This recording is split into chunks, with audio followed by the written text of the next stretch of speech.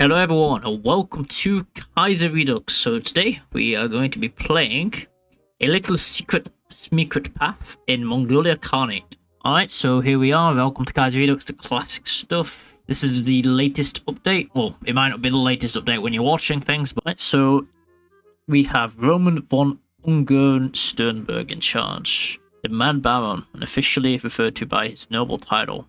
So this is basically a German guy who went to Mongolia and now calls himself the Great Khan, so take that what you will. There are a few different national spirits. Scourge from the steppes gives us a nice attack and speed bonus. Claims of greatness. We're avatar of the god of war and reincarnation of Genghis Khan himself. We got Russian economic aid. Help from the Japanese. It's all good so far. This is our first debuff. Over in Western Mongolia, there lies a warlord by the name of Jar Lama. More like Yarmama. So 2015. The rule of Baron von Ungern Sternberg has not been one of democracy and freedom, but rather of authoritarianism and control. Some may see it as a good thing, however there are rumours of new contender. And then we got the 8th. I'm not even going to try to pronounce that. Jep Sudamba Kutuuktu. Damn, but yeah, I give up. And then we got the Buryata immigration. So, yeah, everything's pretty decent, you know, we don't start off with 10 million debuffs for once. I feel good about this one. You know, for a backwater country in 1936, we're still really not that bad. Oh, yeah, infrastructure-wise, well, there's not much infrastructure. Right, so we have a focus tree. The first focus, the Russians aren't watching. The Russian nation is still recovering from the recent civil war. Concerns about continued German dominance in the Caucasus and the breakaway state of Transmur in the Far East. This is a perfect time to assemble the War Council and decide where Mongolia goes next. This playthrough is absolutely going to slap, by the way. Mongolia is a very cool nation in Kaiserredux. I've heard lots of good things about it, so I'm pretty hyped for this. We got a few different paths as well here. I can show you on screen. Oh, there we go. Got some history. Mongolia was under the control of the Manchu Qing dynasty for centuries, until the 1911 Xinhai Revolution. China still claimed Mongolia as a Chinese territory, and Mongolia's independence was shattered in 1919, when Su Shuzheng, a Chinese warlord of the Anhui clique, occupied the front. That's really far. However, in 1920, Roman von Ungern Sternberg, a white Russian military leader leading his Asiatic cavalry division, took Urga from the Chinese and restored the Bogd clan. I just find it funny. A white Russian general who was actually German ended up in charge of some Asiatic cavalry division which took Urga from Mongolians and Chinese and then established whatever the heck this empire is, and he now thinks he's the Great Khan. The incarnation of Genghis Khan. You can't make this up. Alright, so now in 1936, Ungern's rule remained under threat. The four main cliques that dominate Mongolian political society.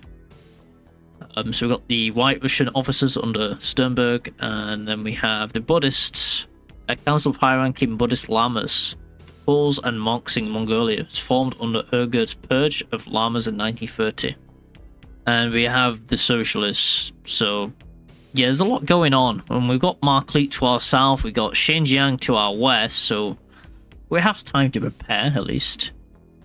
Not much, but we have time to prepare. The Russians aren't watching. An awful event has occurred. President Kerensky, who was able to keep the Russian Republic from open rebellion for decades, he's been ripped. He doesn't exist. There we go. Censorship avoided. I'll pick the second command as the 7th Chankya Koktokotoko, the Pious Holy Man. We got rid of the member group, so... oh, I can't, man. Military and economic assistance from Russia has been temporarily halted. Black Mondays hit the board. That is not good. No, we have good relations with Afghanistan. I don't know why. But I guess I'll send a division over. The funeral of Ondor Gongor. That's like the tallest man in the world, isn't it? Standing at 7'9". I mean, back in the day it would have been. Born in 1885. That's quite impressive. I'm sure he was very popular with the ladies. Sun rose high across the eastern steppe as yet another unruly and chaos-filled day began anew. Detestable the Baron and the struggling regime. He'd never been a stable man, and the constant state of war in his mind swirls is coupled with the rigours of running a state as backwards as Mongolia truly began to wear away. The aging warlords remain in sanity and health. Alright, so basically, the Mad Baron ended up in a battle. We're going to say the Mad Baron is savagely cut down in battle and Guard of Myron has claimed his head. So there we go. He's gone. Oh, now we got the result of the power struggle. The Mongolian Khanate has been thrown into absolute chaos with the apparent death of the bloody Mad Baron himself. With the passing of the fourth Khan, Mongolia is now free to decide its own political destiny. No one said this decision would be peaceful or blood-free. Alright, so we can choose the radical Buddhists, we can choose the noble and princes, the People's Revolt, whoever Jar Lama is, and then we got foreign officers. Now I'm going to pick the radical Buddhists, because apparently there's a very, very interesting path of this. The Buddhist Savol, a secretive council of Buddhist lamas, have seized control of Urga. Though they now the juridic control of the nation, their influence outside Urga remains limited. We can say for Buddhism, or we can say for Buddhism and the 8th Jebsun Navakatakoto. I don't even know how to pronounce that, but I'm gonna pick this one. Well, if you don't like reading, I have good news. The reading section's pretty much over with. The nation stabilizes. Fighting across the nations come to an end as the Mongolian Khanate defeats all opponents. As rival armies collapse, Mongolia nears unity and stability. Well, we've unlocked this path, it looks like. Alright, the Western Revolt's been crushed at least. We 3 divisions in Western Mongolia. I guess this reminds me of like when you play as the Fengtian government, or what they call the Qing Manchukuo. When you play Manchukuo, you gotta get rid of the bandits. Similar to what I have here. Alright, it looks like Tibet's declared war on Marklik and Sichuan's declared war on Tibet. So now we got like a 3-way war going on nearly. Oh, okay, I can intervene in the Mar-Tibetian war whenever. So I'm gonna stop justifying so there's less troops on my actual border. Alright, let's get involved with the Marklik war. Here we go.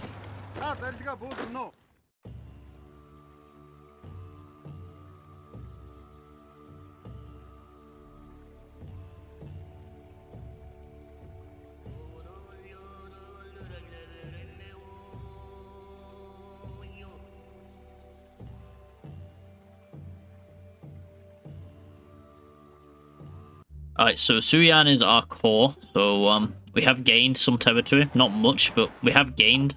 Yeah, so everything except for this one state here is what we called. You know, that's pretty nice. We called something. We're gonna go after Xinjiang next, since I have a war goal with them. Let's get legal code so we have less resistance to case. Scotland won its independence. What the heck is happening over here?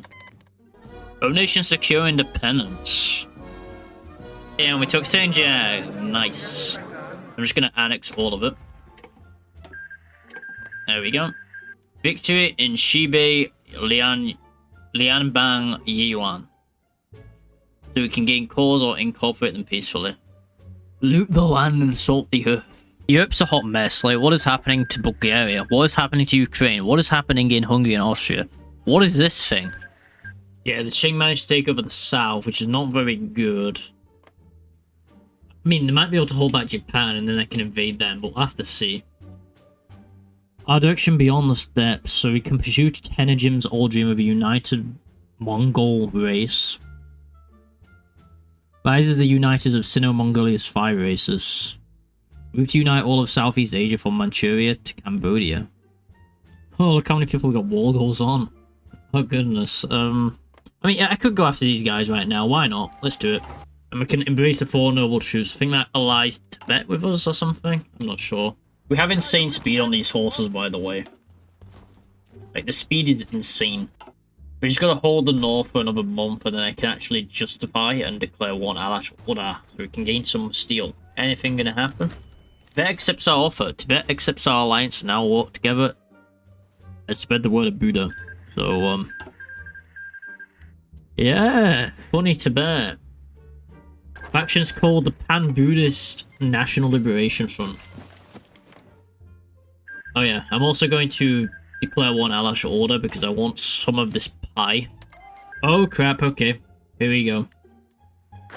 Alright, Russia's at war with Revolutionary Army. Oh, okay, Russia declare one Alash Order. That's interesting. Now, I think the peace conference will be biased towards me. There we go.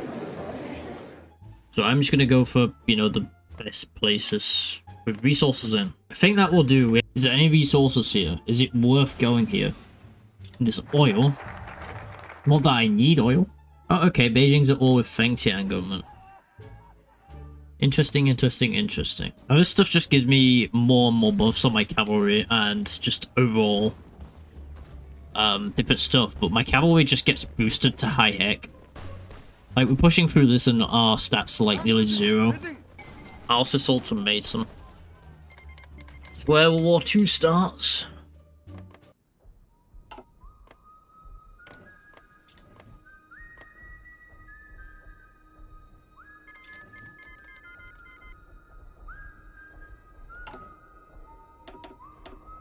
I will start training my cavalry for the Russian front, in case they start losing.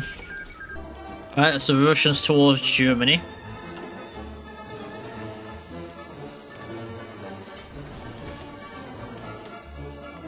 They have a small front, since Ukraine's not in. All of Shenya. They declare war against the Qing, okay. Make our first cast plane, and it isn't amazing, but it's something we can use to gain air supremacy and, you know, ground support. Oh, Chinese United Front's formed, okay. Wait, what?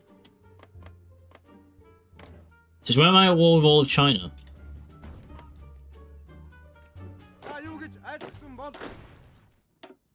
Okay then, I guess, we're all with all of China. That changes things. Changes things drastically. Why do I have to defeat all of China? Why is Shanxi suddenly in the pact? What is this game? Our mission is to obviously just survive. The Japanese eventually will help us out to win. All of Moscow. I wish I could invade the Russians with the Germans. I just can't because I'm bogged down in China. Here we are. In, I guess. We're in.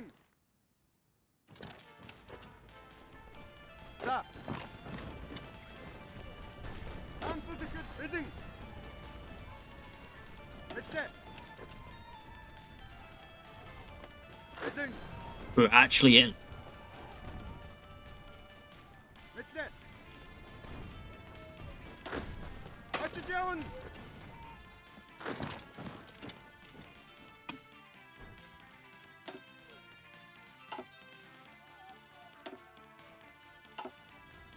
You know, all I have to do is take Dakshan and they capitulated. There's no way. Maybe there is a way. Maybe. That's amazing if that's capitulation. Oh my goodness. I feel like I've cheated so hard, but I absolutely did not do anything. That was so open. What the heck? I guess we'll go for Yunnan then as well.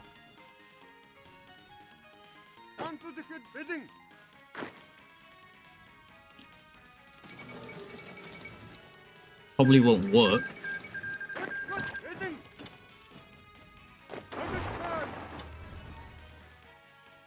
But yeah, we deleted all the divisions by taking the capital. It's kind of funny. Like we did there.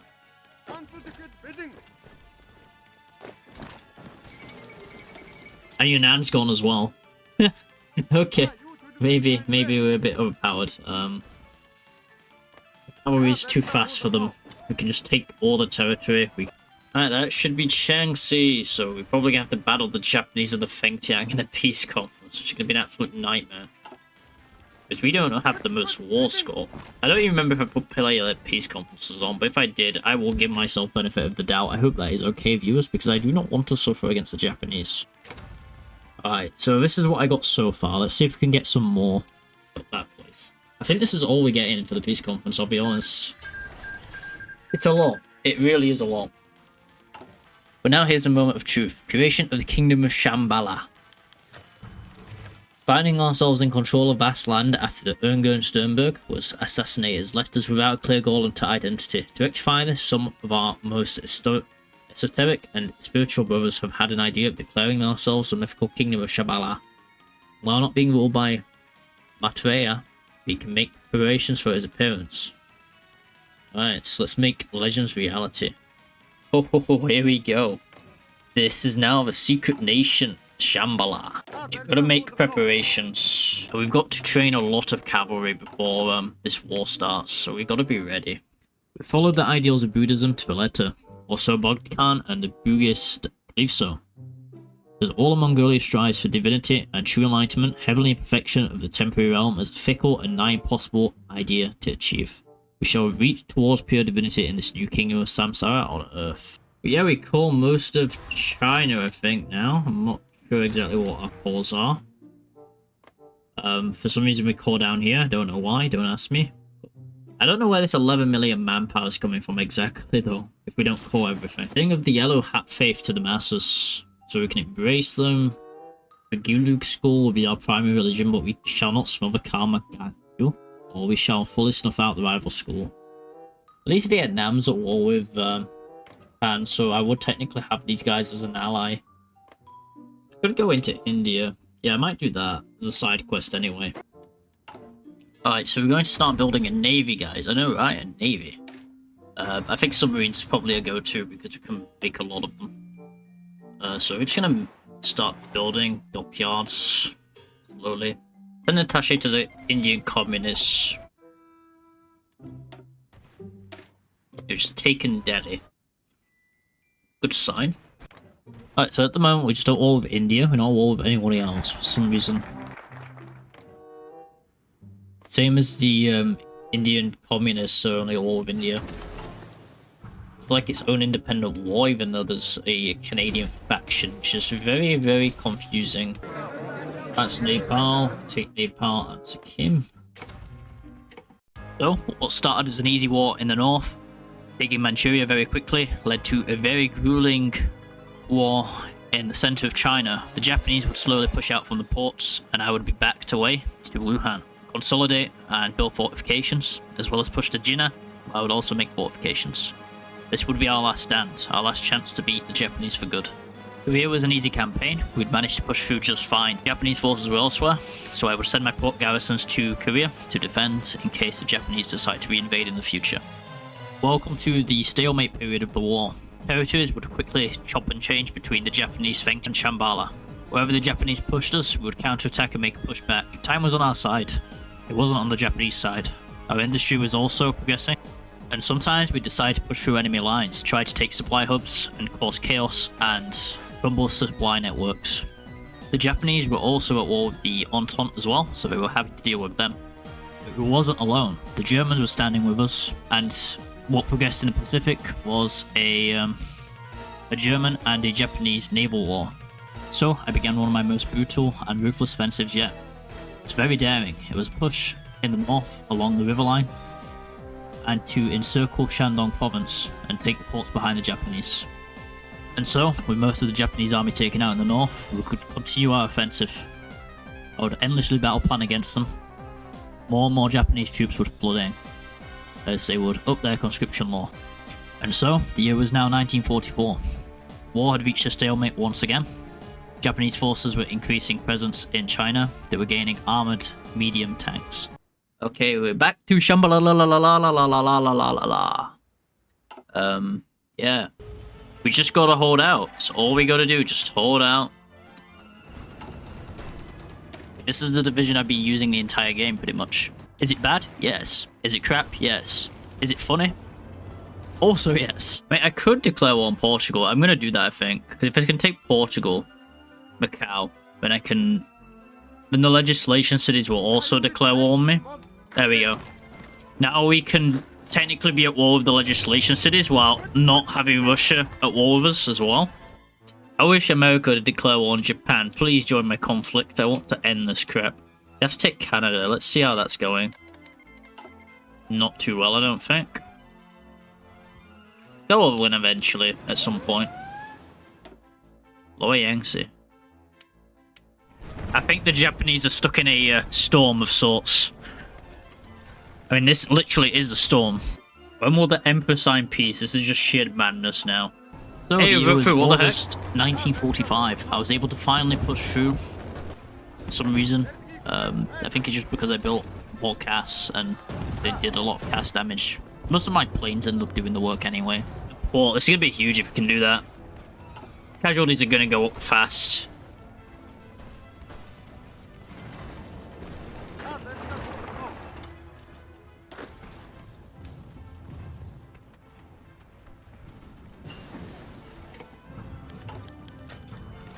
Yeah, we took the port. It's over. Yeah, there's 5 million casualties. The Japanese have 2 million men still. I don't know where they're getting it from. Legations end. So we're gonna... Yeah, we just annex them. 100% just annex them. I think once we take this out, that is the end of the Japanese in China for good. They won't hold anything.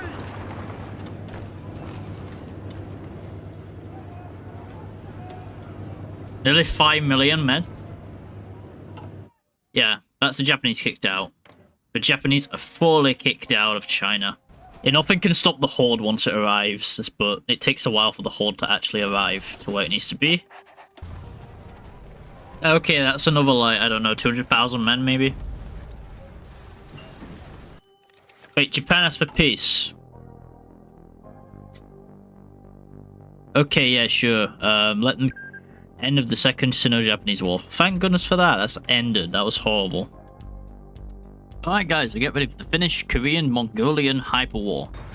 I've never actually seen Ukraine, you know, survive in Kaiserredux much. And Serbia? Wait, Serbia just controls all of Austria and... What the heck? Okay. Well, I'm gonna just send an attaché to Ukraine when I can. Serbia forms Yugoslavia. Okay, Yugoslavia versus Ukraine. One interesting bunch. The fighting for some bizarre reason. I think Ukraine looks like they're winning, but I don't know. Like, the front looks weak, but they are winning. Oh yeah, my war with Russia is about to begin soon as well, so let's start that.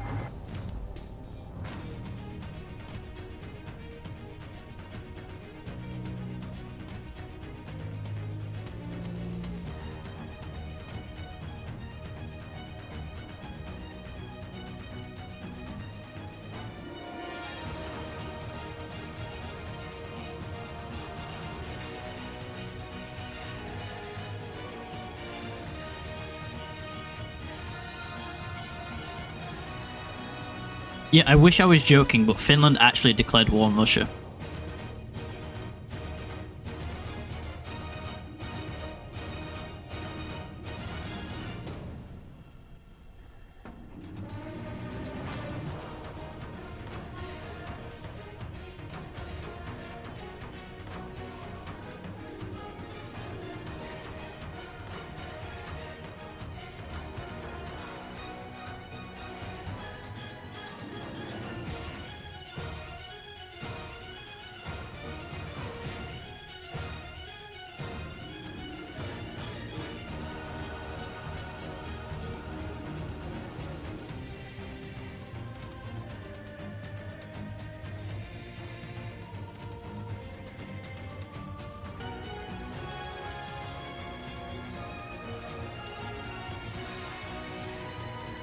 So, with Finland, our natural enemy defeated, Korean, Finnish, Hyperwar, they come to an end.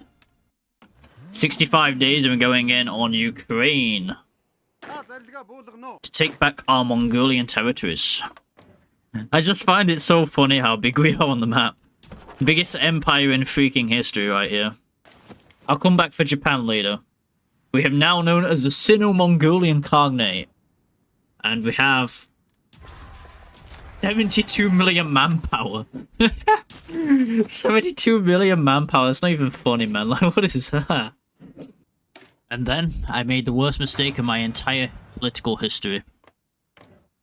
Oh yeah, I can declare war on Ukraine. I should have done that a bit ago. Oh, we go to war with Germany if we declare war on Ukraine. Okay, this is gonna be fun. I'm ready. I'm ready for this. Let's go. Cue the epic music.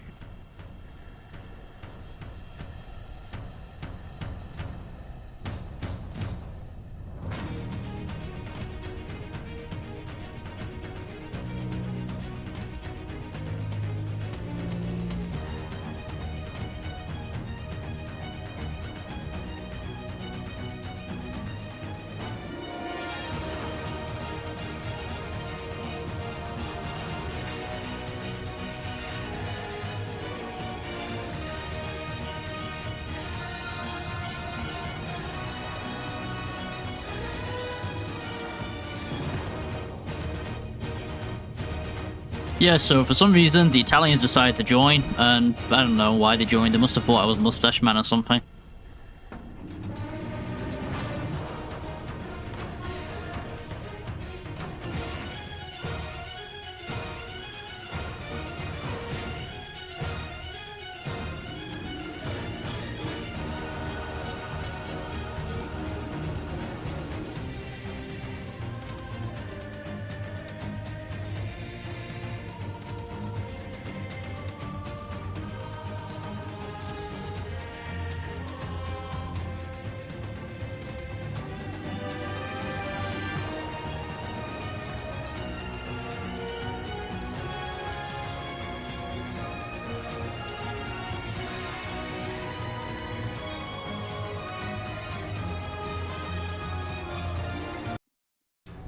We eventually went for a desperate gambit near Stalingrad, or also known as Volningrad in this timeline.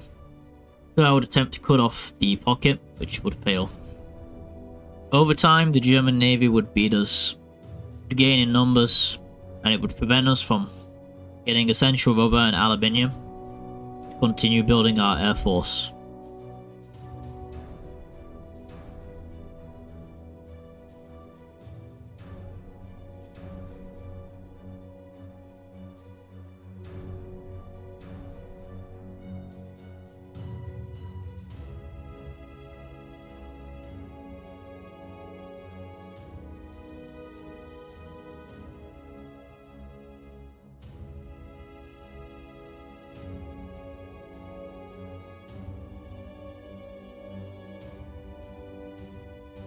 With the push in Turkestan behind my supply lines, it could easily be cut off, and then my entire army in the west would fall to encirclement.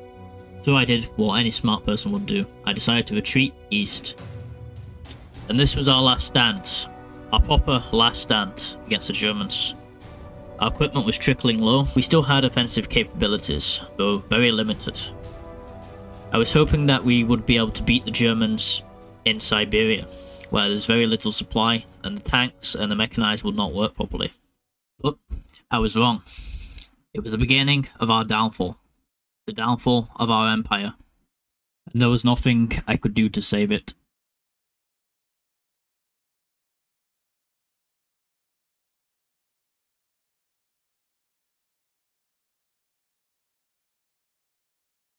Eventually the Germans broke through the lines. We would become overrun.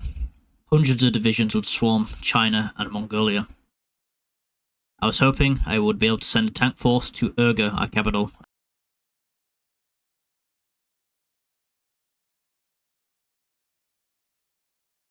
But we didn't have enough equipment to counterattack. The radical Buddhists, who once promised transcendence, through struggle, found only exhaustion. The cavalry had crossed continents. Banners had flown from the Pacific to the Urals, China to India, but faith alone couldn't outlast steel. One by one, the monasteries fell, the schools fell, history was lost. The Khanate that sought to awaken the world simply vanished into dust, as the previous Mongolian Empire was.